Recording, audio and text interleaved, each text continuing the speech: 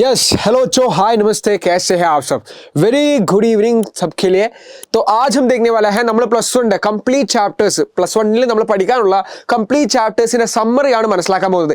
എത്ര ചാപ്റ്റേഴ്സ് ഉണ്ട്, അതിൽ എന്തൊക്കെ കാര്യങ്ങളാണ് നമ്മൾ ശ്രദ്ധിക്കേണ്ടത്, അതിന്റെ ഒക്കെ ഈസി സമ്മറിയാണ് നമ്മൾ നോക്കാൻ പോകുന്നത്. ഇതുവരെ പ്ലസ് 1 പഠിച്ചു തുടങ്ങാത്തവർക്കും എന്താണ് പ്ലസ് 1 ചാപ്റ്റേഴ്സ് ഉള്ളത് പോലും അറിയാത്തവർക്കും ഇത് നല്ല രീതിയിൽ യൂസ്ഫുൾ ആവുന്നതാണ്. സോ ഈ ഒരു ജസ്റ്റ് ഒന്ന് ലൈക്ക് അടിച്ച് വെച്ചേക്കാം. നിങ്ങൾക്ക് എന്ത് ചെയ്യാം, നിങ്ങളുടെ ഫ്രണ്ട്സിനൊക്കെ ഒന്ന് ഷെയർ ചെയ്ത് കൊടുക്കാം. ठीक है बच्चों, सो फटाफट ചാപ്റ്റർ के चलते हैं. നമുക്ക് നേരെ എന്ത് ചെയ്യാം, എന്തൊക്കെ കാര്യങ്ങളാണ് പഠിക്കേണ്ടത്, ഏതൊക്കെ കാര്യങ്ങളാണ് ശ്രദ്ധിക്കേണ്ടത്. ഈ പ്ലസ് 1 വരാൻ പോകുന്ന ആനുവൽ എക്സാമിൽ ഒരു A+ലേക്ക് അല്ലെങ്കിൽ ഫുൾ മാർക്ക് തന്നെ വാങ്ങാൻ ഞാൻ പറയുന്ന കാര്യങ്ങളൊക്കെ ഒന്ന് ഫോളോ ചെയ്താൽ മതി. നല്ലൊരു മാർക്ക് നിങ്ങൾക്ക് പ്ലസ് 1 ഹിന്ദിയിൽ നേടാൻ സാധിക്കുന്നതാണ്. സോ അതിനു മുമ്പായിട്ട് നമ്മൾ നോക്കാൻ പോകുന്ന കംപ്ലീറ്റ് ചാപ്റ്റേഴ്സിന്റെ ഈസി സമ്മറി നമ്മൾ നോക്കുവാണ്. സോ മോഡൽ എക്സാമിന് നമ്മൾ കണ്ടതാണല്ലേ, മോഡൽ എക്സാമിന് ഇതുപോലത്തെ ഒരു കാര്യം നമ്മൾ കണ്ടതായിരുന്നു. ഇതേപോലെ തന്നെ ഇനി വരാൻ പോകുന്ന ആനുവൽ എക്സാമിന്റെ നാളത്തെ ലൈവിൽ നമ്മൾ ചെയ്യുന്നതായിരിക്കും. എങ്ങനെയാണ് നിങ്ങൾ ഏതൊക്കെയാണ് ഇമ്പോർട്ടന്റ് ടോപ്പിക്സ് ഓൾറെഡി അറിയാം. You know the frame right, I always use to place this frame.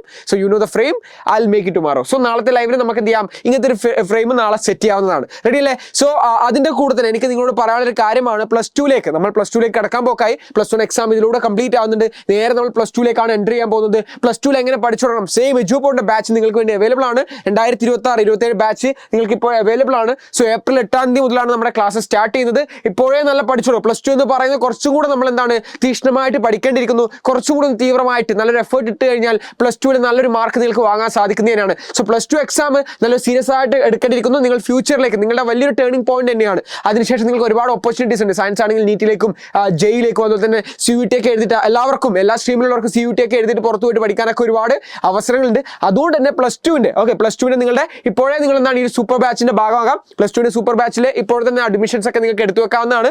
April 8-നാണ് ആദ്യത്തെ അഡ്മിഷൻ ഫസ്റ്റ് ബാച്ച് സ്റ്റാർട്ട് ചെയ്യാൻ പോകുന്നത്.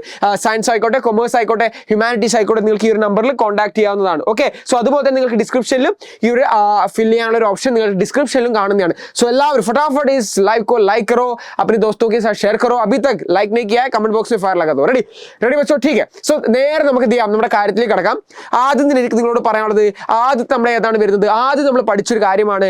ആരുടെ ആയിരുന്നു? അനുതാപ് ആയിരുന്നു അല്ലെ. സുഹേഷ് സാഹിനി എഴുതിയിട്ടുള്ള ലഘു കഥയായിട്ടുള്ള അനുതാപാണ് നമ്മൾ ആദ്യം പഠിച്ചിട്ടുണ്ടായിരുന്നത്. അതിനുശേഷം നമ്മൾ നേരെ എവിടെ പോയി കവിതയിലേക്ക് പോയി. ആരാണ് എഴുതിയിട്ടുണ്ടായിരുന്നത്? ജയശങ്കർ പ്രസാദ്. ഛായാവാദിലെ ജയശങ്കർ പ്രസാദ് എഴുതിയിട്ടുള്ള ഏതിലേക്ക് പോയിട്ടുണ്ടായിരുന്നു? മധുരദു എന്ന ഒരു ഛായാവാദി കവിതയിലേക്കാണ് പോയിട്ടുണ്ടായിരുന്നത്. ഛായാവാദം എന്ന് വെച്ചാൽ എന്താണ്? റൊമാൻറ്റിസമാണ്. ഹിന്ദിയിലെ റൊമാൻറ്റിസമാണ് ഛായാവാദം എന്ന് പറയുന്നത്. സോ വളരെ പതുക്കെ വളരെ കാമായിട്ട് ഞാൻ ഓരോ കാര്യങ്ങൾ പറഞ്ഞുതരാം. നിങ്ങൾ നല്ല രീതിയിൽ ഒന്ന് മനസ്സിലാക്കിയാൽ മതി. ഒന്നാമതായിട്ട് നമ്മൾ പഠിച്ചിട്ടുള്ള ലഘുകഥയാണ്. നമ്മൾ പഠിച്ച ലഘുകഥയാണ്.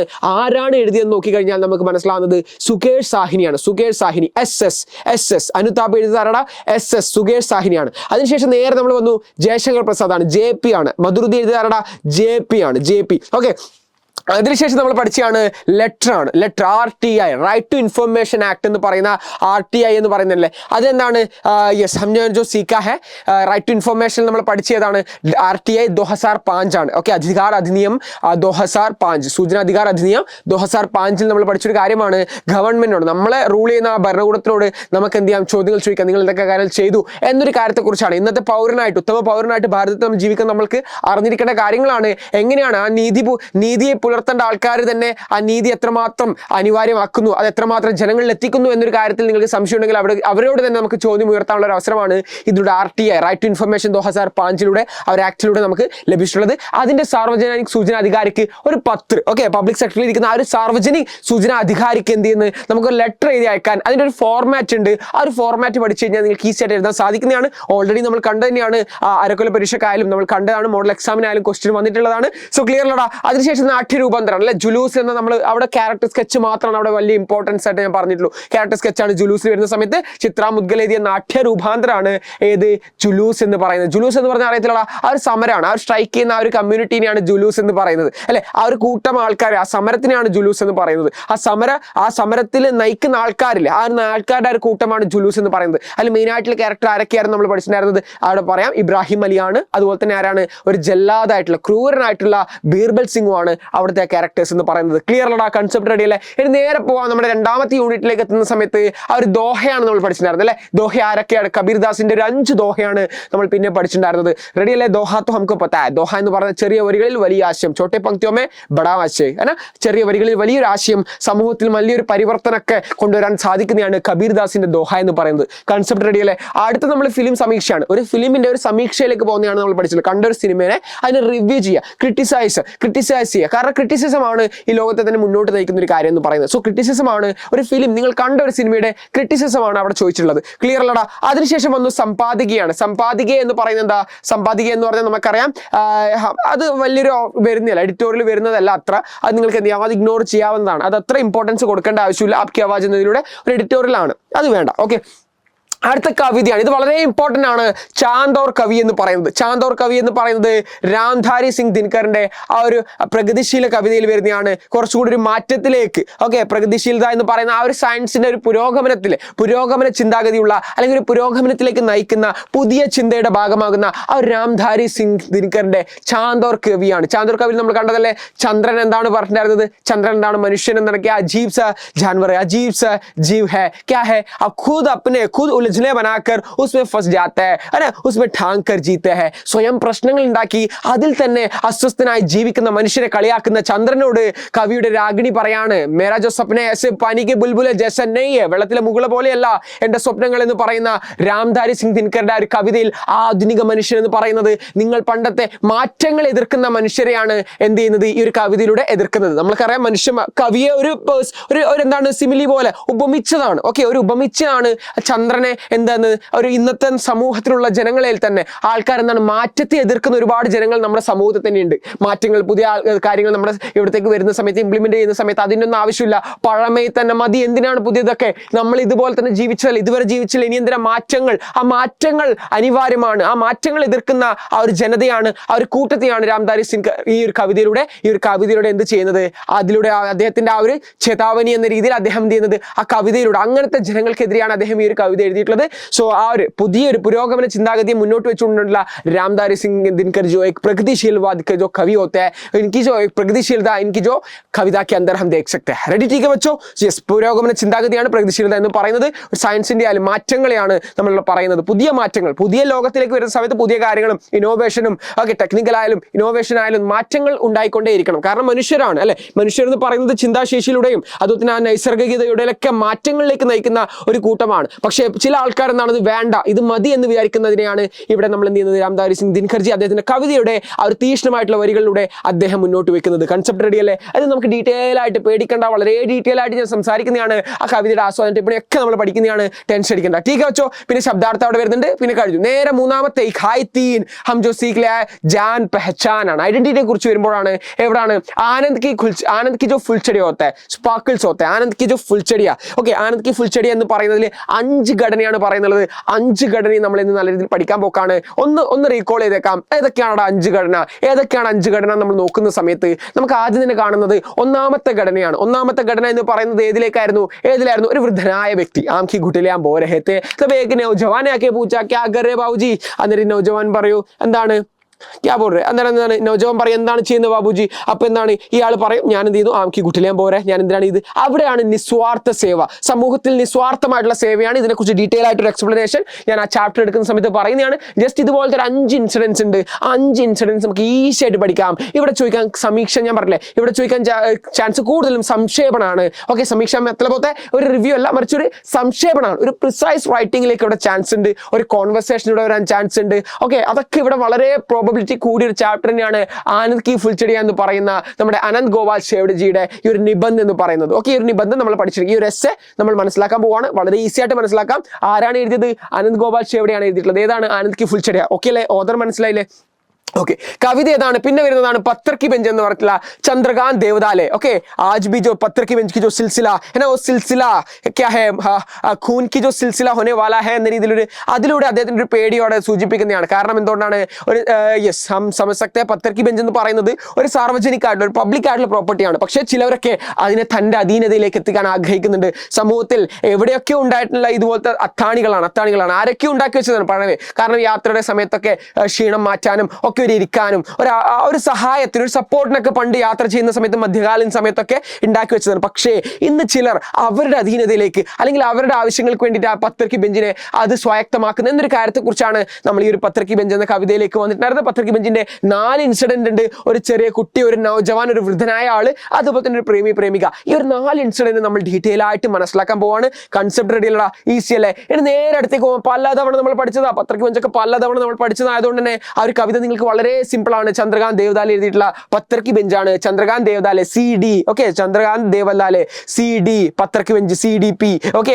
കണക്ട് കറോ എന്ത് വെച്ചിട്ട് നിങ്ങൾക്ക് എന്ത് ചെയ്യാം, അതിനെ കണക്ട് ചെയ്യാം. ഓക്കെ, ചന്ദ്രകാന്ത് ദേവദാലെ പത്രക്ക് ബെഞ്ച് PKB, ഓക്കെ. സോ പത്രക്ക് ബെഞ്ച് അങ്ങനെ എന്തൊക്കെ കണക്ട് ചെയ്ത് വെക്കുക. ഓക്കെ, അങ്ങനെ പഠിച്ചു കഴിഞ്ഞാൽ നിങ്ങൾക്ക് ഈസി ആയിട്ട് ഓരോ കാര്യങ്ങൾ മനസ്സിലാക്കുന്നതാണ്. പിന്നെ നേരെ ട്രാൻസ്ലേഷൻ ആണ്. ട്രാൻസ്ലേഷൻ തിയറി പലതവണ നമ്മൾ പഠിച്ചതാണ്. എങ്ങനെയാണ് ഇംഗ്ലീഷിൽ നിന്ന് നേരെ മലയാളത്തിലേക്ക് മാറ്റിയിട്ട് മലയാളത്തിൽ നിന്ന് ഹിന്ദിയിലേക്ക് മാറ്റുക. ഇംഗ്ലീഷ് ടു ഹിന്ദി ചെയ്യാതെ ഇംഗ്ലീഷിൽ നിന്ന് നേരെ അതിനെ മലയാളത്തിൽ മനസ്സിലാക്കുന്നു, മലയാളത്തിനെ നേരെ എന്ത് ചെയ്യുന്നു, ഹിന്ദിയിലേക്ക് മാറ്റുന്നു. അവിടെ ട്രാൻസ്ലേഷൻ 6 മാർക്ക് നിങ്ങൾക്ക് ഈസി ആയിട്ട് ആ ട്രാൻസ്ലേഷൻ ചെയ്യുന്നത് നിങ്ങൾക്ക് കിട്ടുന്നതാണ്. പിന്നെ നമ്മൾ പഠിച്ചതാണ് കഹാനി എന്നാണ്, ദുഃഖാണ്, ദുഃഖ കഹാനിയാണ്. പിന്നെ നമ്മൾ പഠിച്ചിട്ടുണ്ടായിരുന്നത് യശ്പാൽജി പറയുന്നു. യശ്പാൽജി എന്താണ് പറയുന്നത്? ദുഃഖം എന്ന് പറയുന്നത് യഥാർത്ഥത്തിൽ നമ്മുടെ ദുഃഖമല്ല, യഥാർത്ഥത്തിൽ ദുഃഖം. ഓക്കെ, ഈ ഒരു अमीर और जो गरीब के बीच में हुए जो होते हैं ना, अमीर और गरीब के बीच में होते जो क्या होते हैं, जो संघर्ष होता है, अमीर और गरीब के बीच में जो फर्क होता है समाज में मौजूद, സമൂഹത്തിലുള്ള ആ പണക്കാരും ഇല്ലാത്തവനും തമ്മിലുള്ള ആ ഒരു വ്യത്യാസം. മറിച്ച് അമീർ പണക്കാരെ ആൾക്കാരെന്ന് വിചാരിക്കുന്നത് ചെറിയ ചെറിയ സൗന്ദര്യ പണക്കും അല്ലെങ്കിൽ ചെറിയ ചെറിയ എന്താണ്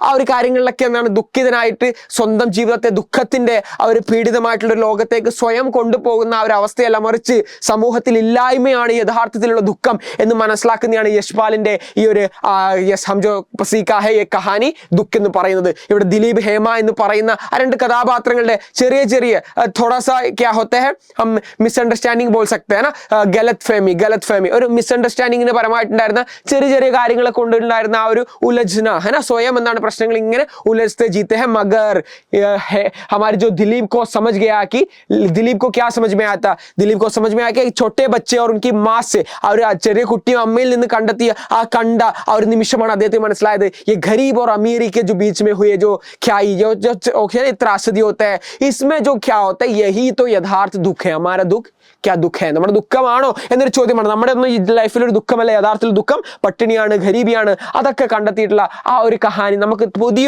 പുതിയൊരു നസറിയാസ് ദേഖ്നെ കെ ലിയെ മौका दिया है. നല്ലൊരു പുതിയൊരു കാഴ്ചപ്പാട് കൂടി ഈ ഒരു ദുഃഖത്തെ നമുക്ക് നോക്കാൻ വേണ്ടിയിട്ടുള്ള ഒരു അവസരം തന്നിട്ടുള്ളത്. കാരണം നമ്മളൊക്കെ ചെറിയ ചെറിയ ദുഃഖങ്ങളല്ലേ നമ്മുടെ സമൂഹത്തിൽ ഉണ്ടാകുന്ന നമ്മുടെ ചുറ്റുപാടുണ്ടാകുന്ന ദുഃഖത്തിലൊക്കെ നമ്മൾ ടെൻഷൻ അടിച്ച് ജീവിക്കാറുണ്ട്. ഇതാണ് ഏറ്റവും വലിയ പ്രശ്നം. പക്ഷേ ലൈഫിൽ ഇതൊന്നുമല്ല യഥാർത്ഥത്തിലുള്ള പ്രശ്നം എന്ന് ചൂണ്ടിക്കാട്ടുന്ന ഒരു കഹാനി തന്നെയാണ് യശ്പാലിന്റെ ഒരു ദുഃഖം എന്ന് പറയുന്നത്. കൺസെപ്റ്റ് റെഡിയല്ലടാ? ഇതിന് ഡീറ്റെയിൽ ആയിട്ട് ടെൻഷൻ അടിക്കേണ്ട, ഇതുവരെ ഒന്നും മനസ്സിലായില്ല പ്രശ്നമില്ല, ഞാൻ ഡീറ്റെയിൽ ആയിട്ട് ചാപ്റ്ററിനെ എക്സ്പ്ലെയിൻ ചെയ്യുന്നതാണ്. ആ കഹാനിയുടെ സമ്മറി നമ്മൾ പക്കയായിട്ട് ഇതിലൂടെ പഠിക്കുന്നതാണ്. ഇന്നത്തെ ഒരു ലൈവ് കഴിയുന്നതിലൂടെ ഈ ഒരു കാര്യം, ഈ ഒരു എല്ലാ ചാപ്റ്റേഴ്സിന്റെ സമ്മറി നമ്മൾ വളരെ പക്ക പഠിക്കുന്നതാണ് എന്ന് ഞാൻ വീണ്ടും ഓർമ്മപ്പെടുത്തുകയാണ് ചെയ്യുന്നത്. ഒരു പെന്നും ബുക്കൊക്കെ കയ്യിലെടുത്ത് വെക്കാം, കാരണം നിങ്ങൾക്ക് ഈസി ആയിട്ട് എല്ലാത്തിനെയും നോട്ട് ചെയ്യാൻ ഇത് ഉപകാരപ്പെടുന്നതാണ്. ഓക്കെ, റെഡിയുള്ള ഈസി അല്ല? യെസ്. അടുത്ത നമ്മൾ നോക്കിയതാണ് അപരാധ് എന്ന കഹാനിയാണ്. അപരാധ് 2 സഹോദരങ്ങളുടെ ഇടയില അപരാധ് എന്ന് പറഞ്ഞിട്ടുള്ള ഉദയ് പ്രകാശിന്റെ UP ഉദയ് പ്രകാശിന്റെ ഒരു ആരാണ് കഹാനിയാണ്. കഹാനി വിദാ കോൺസാ ഹെ, ഹമേശ പൂछते हैं വിദാ കോൺസാ ഹെ, കിസ്നെ ലിഖാ ഹെ, കോൺസി വിദാ ഹെ. ഏതാണ് വിദ എന്ന് ചോദിച്ചു കഴിഞ്ഞാൽ നിങ്ങൾക്ക് എഴുതുന്ന കഹാനിയാണ്.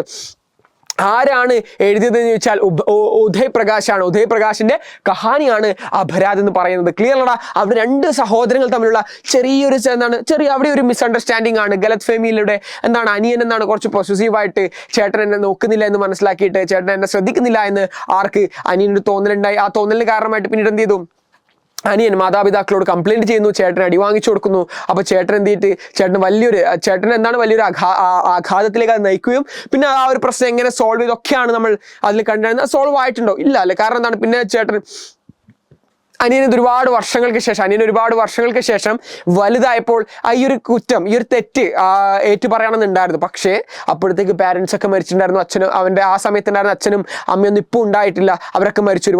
ഇവരൊക്കെ വലുതായി. ചേട്ടൻ ചിലപ്പോൾ ഈ ഒരു ഇൻസിഡന്റ് ഓർമ്മ പോലും ഉണ്ടാകത്തില്ല. പക്ഷേ ആർക്ക്, നമ്മുടെ ആ ഒരു അനിയൻ ചെറുക്കൻ എന്തുണ്ട്, ഇതൊരു അപരാധം, തൻ്റെ മനസ്സിലൊരു അപരാധം ഉണ്ട്. പക്ഷേ ചേട്ടൻ ഒരു കത്ത് എഴുതാം, അങ്ങനത്തെ ഒരു ചോദ്യം വന്നു കഴിഞ്ഞാൽ നിങ്ങൾക്ക് ഏതാ സാധിക്കത്തില്ലേ? റെഡിയല്ല? ഈസിയല്ല? പിന്നെ പാരിഭാഷിക് ശബ്ദാവലിയാണ് 8 മാർക്കിന് യൂസ് ചെയ്യുന്ന ഈ ഒരു പാരിഭാഷിക് ശബ്ദാവലി ഗീതാവലി എന്ന് പറയുന്ന ഈ ഒരു സാധനം നമ്മൾ എന്തായാലും പഠിച്ചുകൊണ്ടിരിക്കുന്നു. യെസ് ടീക്കെ, അത് 8 മാർക്ക് നമുക്ക് ഈസി ആയിട്ട് വാങ്ങാം. പിന്നെ കവിതയാണ് കഹ്നാ നെയ് ആത്ത, പറയാൻ അറിയത്തില്ല എന്ന് പറയുന്ന പവൻ കരണിന്റെ ഇന്നത്തെ കാലത്തും റെലവെന്റ് ആയിട്ടുള്ള കണ്ടംപററി ആയിട്ടും വളരെ റെലവെന്റ് ആയിട്ടുള്ള ഒരു കവിതയാണ് കഹ്നാ നെയ് ആത്ത എന്ന് പറയുന്നത്. പറയാൻ അറിയത്തില്ല, ആർക്ക് പറയാൻ അറിയത്തില്ല?